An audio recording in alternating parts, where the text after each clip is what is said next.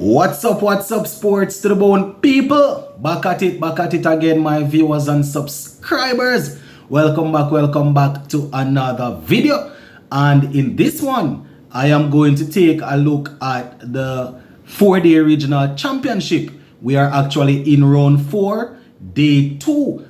And quite a few guys are actually doing pretty well. We would have seen Alec Arthur scoring another century. We see Tejnar and Shandopal getting a half century against Jamaica, and a couple of other players putting in some good performances. So we're going to talk about all of the games that were played. So just make sure you hit that subscribe button if you have not yet subscribed, and make sure you let us know what you're thinking about the games in the comment section. Alright, so we have Guyana going up against Jamaica. We have Leeward Islands going up against Windward Islands. And we have Trinidad and Tobago going up against Barbados. So let us kick things off with Leeward Islands Hurricanes versus the Windward Island Volcanoes. So this is the game that Alec Arthur would have gotten his century in, and I must say that we are really proud of the youngster. Proud of him, was scoring pretty heavily before he went off on that tour to South Africa, and then up on his return he's still putting in the runs. So let me just remind you quickly. So Leeward Islands, they batted first and they scored 300 and what did Leeward Islands get? 382 for 9, I think is what they got declared. 382 for 9. Just to remind you of the top scorers, Powell, he made 75.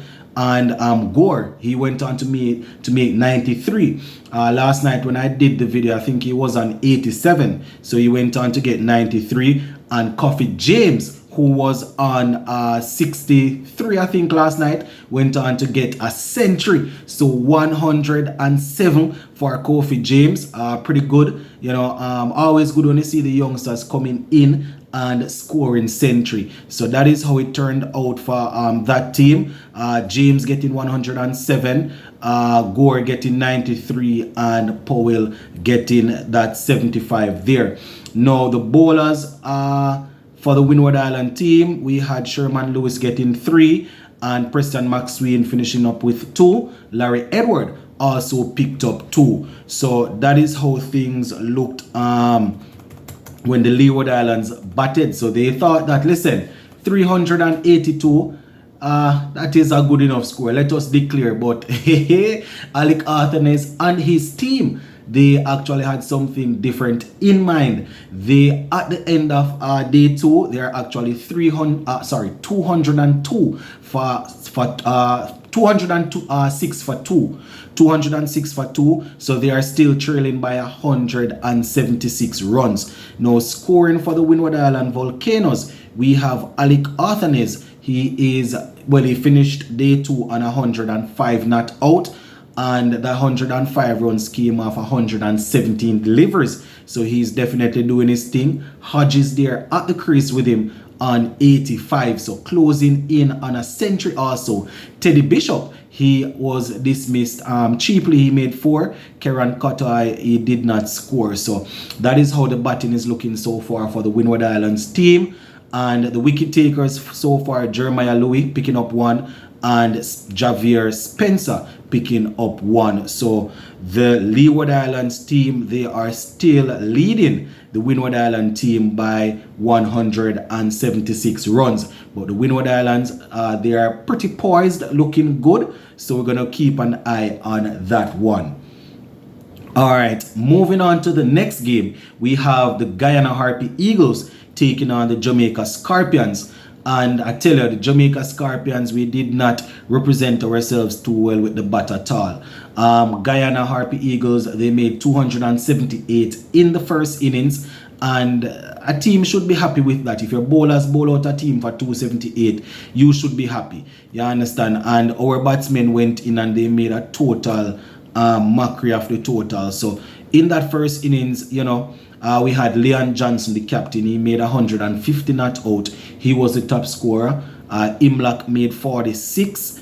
And the wicket takers for Jamaica in that first innings. Marquino Minley picking up 3. We also had OJ Shields getting 2 and Derval Green picking up 2. So that is how things went on, in the first innings for that game. As I said, Jamaica Scorpions, they went in and were bowled out for 115 runs. Not good at all. I don't know what's going on with our batting. He really not look good. He not look good at all. Derval Green, he was actually the top scorer, getting 42 off 89 deliveries. Quite a few guys failed to get off the mark.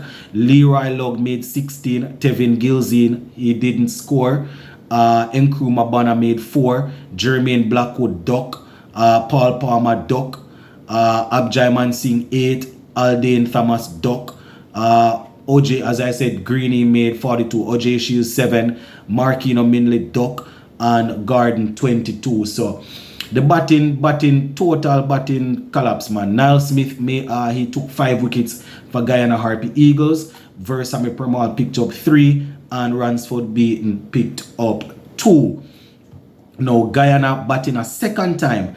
Tejnarayan Shandopal, he has decided to drop anchor. Guyana Harpy Eagles got off to a poor start in the second innings. The Jamaica bowlers, were going pretty well. So they are 138 for 4, and that is courtesy of a partnership between Tejnarayan Shandopal and Tevin Imlach. Both men will be returning to bat tomorrow at the beginning of day 3. So Tejnarayan Shandopal 60 of 162 deliveries. Matthew Nandu didn't score.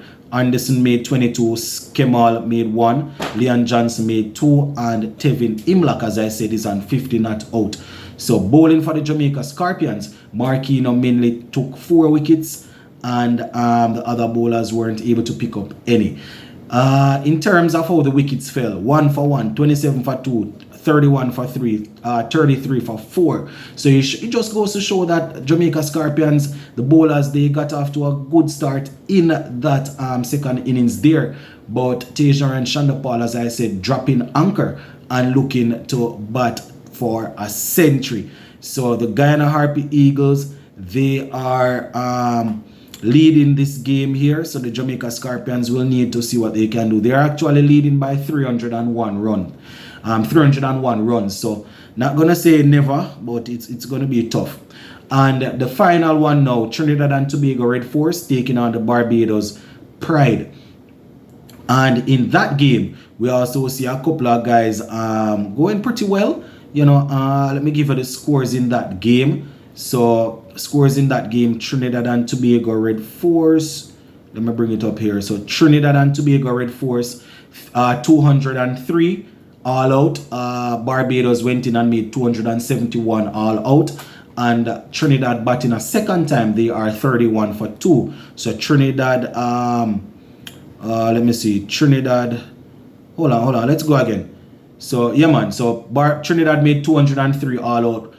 Barbados got 271, and Trinidad batting a second time, they are 31 for 2. So Barbados, they are leading by 37 runs. Now let me just go through the scorecard real quick.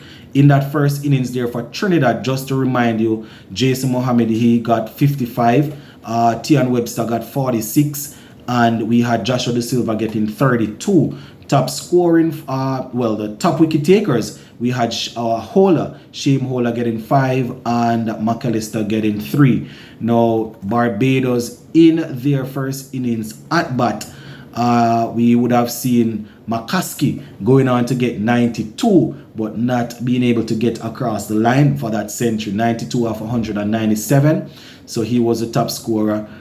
Primus also got a half century, getting 53.